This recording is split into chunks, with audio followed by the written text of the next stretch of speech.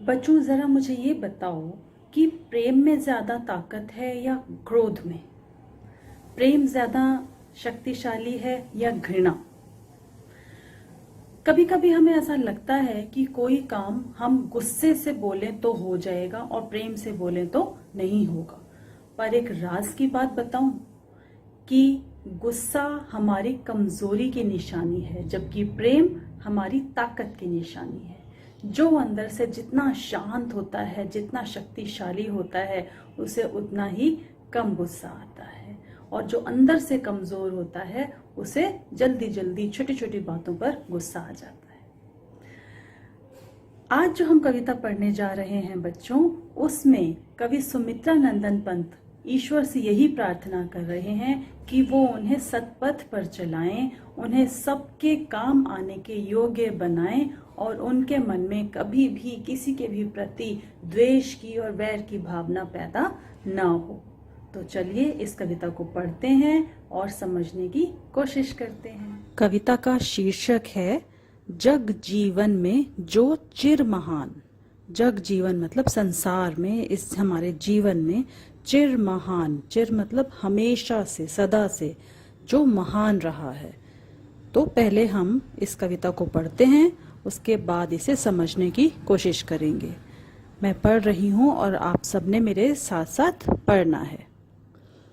जग जीवन में जो चिर महान, सौंदर्यपूर्ण और सत्य प्राण, मैं उसका प्रेमी बनूं नाथ, जिससे मानव हित हो समान।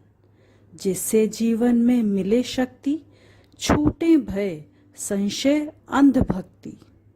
मैं वह प्रकाश बन सकूं नाथ, मिल जावे जिसमें अखिल व्यक्ति। दिशि दिशि में प्रेम प्रभा प्रसार, हर भेदभाव का अंधकार। मैं खोल सकूं चिर मुंदे नाथ, मानव के उर के स्वर्ग द्वार। पाकर प्रभु तुमसे अमर दान, करने मानव का परित्राण।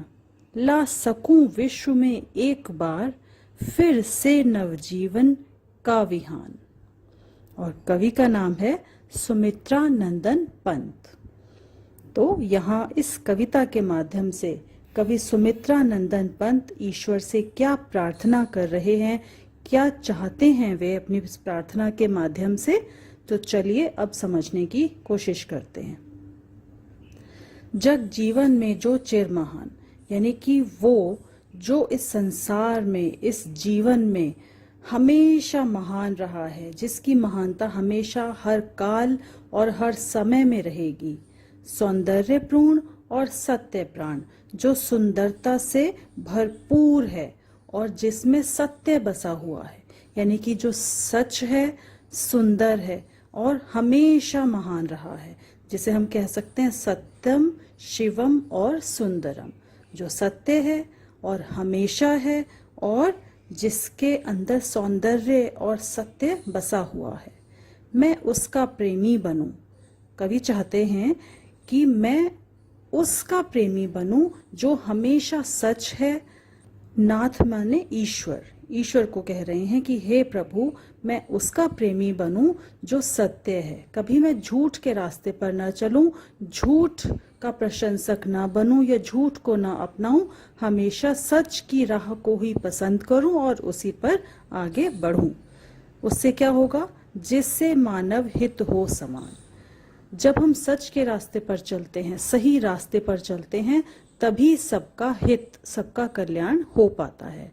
जब जब हम कोई गलत रास्ता अपनाते हैं, झूठ को अपनाते हैं, तो ये याद रखिए कि उससे किसी ना किसी का अहित, किसी ना किसी को उससे नुकसान अवश्य हो रहा है।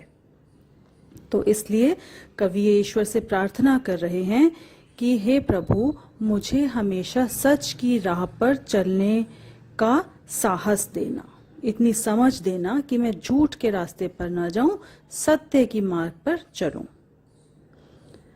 जिससे जीवन में मिले शक्ति, छूटे भय संशय अंधभक्ति। जो सच के रास्ते पर चलता है, सच को अपनाता है, उसे शक्ति और साहस अपने आप मिल जाता है। क्यों? जब जब हम झूठ बोलते हैं, झूठ को अपनाते हैं, तब तक हमारे दिल में कहीं ना कहीं डर और शंका बनी रहती है कि हमारा झूठ खुल ना जाए, पकड़ा ना जाए। तो इसलिए कवि कह रहे हैं कि सच पर मैं इसीलिए चलना चाहता हूं कि उससे मुझे शक्ति मिलेगी, आत्मबल मिलेगा। छूटे भय, सारे डर मन से निकल जाएंगे। संशय मतलब संदेह, शक, किसी प्रकार का संदेह फिर मन में नहीं रहेगा।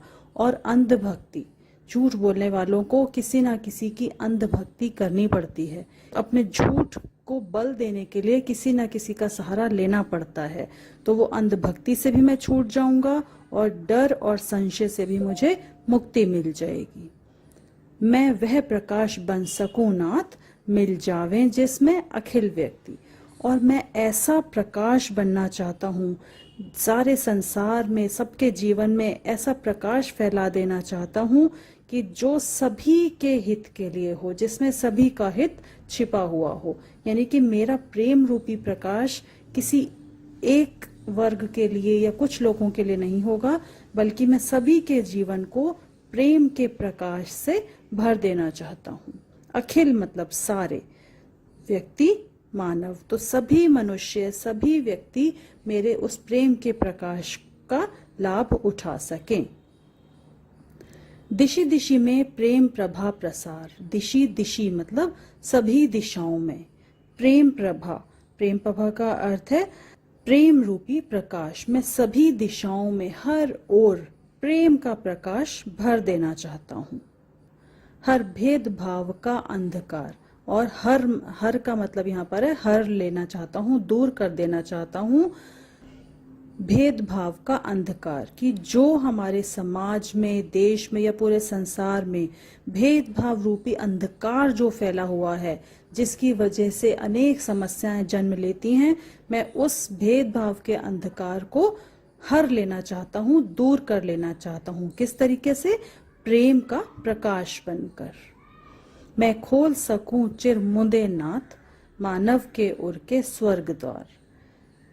जो स्वर्ग का द्वार है, जो असीम खुशी का, आनंद का द्वार है, वो कहीं और नहीं, मनुष्य के हृदय में ही है। किंतु मनुष्य उस शांति को, सुख को बाहर ढूंढ रहा है, भटक रहा है। तो शायद उसकी हमेशा से, लंबे समय से आंखें बंद हैं। आंखें बंद हैं मतलब वो अज्ञान में डूबा हुआ है। वो ये नहीं जानता कि स्वर्ग के द्वार कहीं बाहर नहीं खुलते, बल्कि उसके स्वयं के हृदय में ही खुलते हैं। उर यानी हृदय। तो अपने हृदय में ही हमें स्वर्ग की प्राप्ति होगी अगर हम अपनी ज्ञान रूपी आंखें खोल लेंगे। तो कवि ये चाहते हैं कि वे ऐसा प्रकाश बने जो हर तरह का अंधकार दूर कर दे, और ऐसे ज्ञान का प्रसार करना चाहते हैं जिससे कि प्रत्येक व्यक्ति के हृदय में स्वर्ग के द्वार खुल जाएं, अर्थात सभी को सुख और शांति की प्राप्ति हो सके। पाकर प्रभु तुमसे अमर दान, करने मानव का परित्राण। तो कवि ईश्वर से इसके लिए आशीष चाहते हैं, आशीर्वाद चाहते हैं कि ईश्वर उन्हें यह अमर दान दें, उन्हें यह आशीर्वाद दें कि वे समस्त मानव जाति का कल्याण कर सकें, सभी की भय से, संशय से, निराशा से रक्षा कर सकें।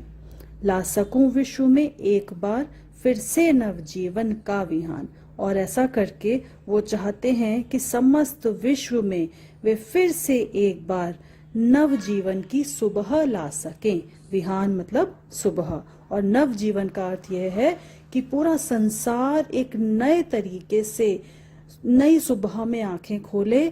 जिस निराशा में, अज्ञान में, अहंकार में ये संसार डूब गया है, कवि उन्हें उससे बाहर लाना चाहते हैं। एक नई सुबह का नया प्रकाश सबके जीवन में भर देना चाहते हैं, और उसके लिए वे ईश्वर से मदद मांग रहे हैं। अर्थात ईश्वर से वो ऐसे मानवीय गुणों की मांग कर रहे हैं, उस साहस की मांग कर रहे हैं, ज्ञान की मांग कर रहे हैं, जिसके बल पर वे समस्त संसार को एक नया सवेरा लाकर दे सकें। तो क्या समझ में आया बच्चों कि प्रेम जो है वो चारों तरफ सुंदरता फैला देता है। जब हमारे मन में सृष्टि के प्रति, कण कण के प्रति, सभी के प्रति प्रेम जागृत हो जाता है तो हमें पूरी सृष्टि सुंदर लगने लगती है। तो हमने अपने मन से किसी के भी प्रति अगर घृणा है, द्वेष की भावना है, नफरत की भावना है या किसी बात पर नाराजगी है तो उसे खत्म करना है और धीरे धीरे प्रेम की भावना को अपने मन में बढ़ाना है। तभी हम असली अर्थ में मनुष्य कहलाने के, मानव कहलाने के योग्य होंगे। और जब भी भगवान जी के सामने हाथ जोड़ें, सर झुकाएं, तो यही प्रार्थना करें कि भगवान हमें इतनी शक्ति दें, इतनी ताकत दें कि हम प्रेम पूर्वक जीवन व्यतीत कर सकें। विद्या प्रकाशन मंदिर प्राइवेट लिमिटेड।